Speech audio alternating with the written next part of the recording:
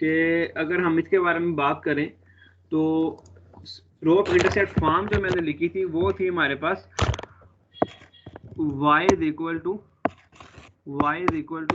mx plus c लिख लें या बी लिख लें। तो m के बारे में मैंने बताया था कि m यहाँ पे क्या होती है, इसकी स्लोप होती है लाइन की, और जो c है वो रिप्रेजेंट कर रहा होता है हमारे पास y इंटरसेप्ट को। ठीक है जी। अब y इंटरसेप्ट होता क्या है वो आपको पता होना चाहिए। अभी मैंने जो कंपेयर करके मैंने बताया था कि हमारे पास लिखा हो y is equal to 2x plus 4 यहाँ पर लिखा हो, तो 2 यानी कि m की वैल्यू यहाँ पे कंपेयर करें अगर हम इन दोनों को जनरल फॉर्म को, इसको, तो m की वैल्यू क्या आ जाएगी, 2 आ जाएगी, तो c की वैल्यू क्या मिल जाएगी, 4 मिल जाएगी।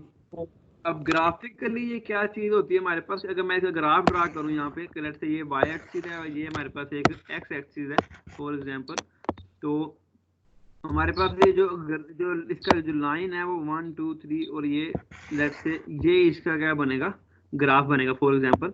तो अब ये y इंटरसेप्ट क्या होता है, y इंटरसेप्ट क्या होता है, वो सिंपल ये बता रहा होता है कि आपका जो लाइन है वो y एक्सिस को कहां पर कट करेगी। तो इधर c की वैल्यू क्या आई है, 4 आई है, तो इट मीन कि y इज इक्वल, जहां पे y की वैल्यू 4 होगी ना, वहां पे आपका वो जो लाइन है वो y एक्सिस को कट करेगी। तो ये जो पॉइंट है जहां पे इसने कट किया, ये पॉइंट क्या है हमारे पास इस वक्त यहाँ पे +4 है।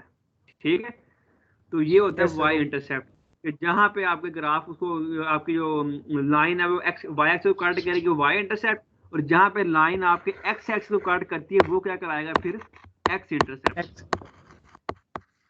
समझ आ गई बात की।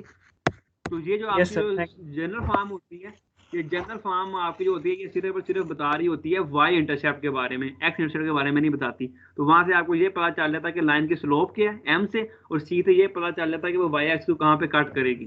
ठीक है, okay sir, thank you. Okay sir leave कर, हाँ, आप चाहे तो आप लीव कर सकते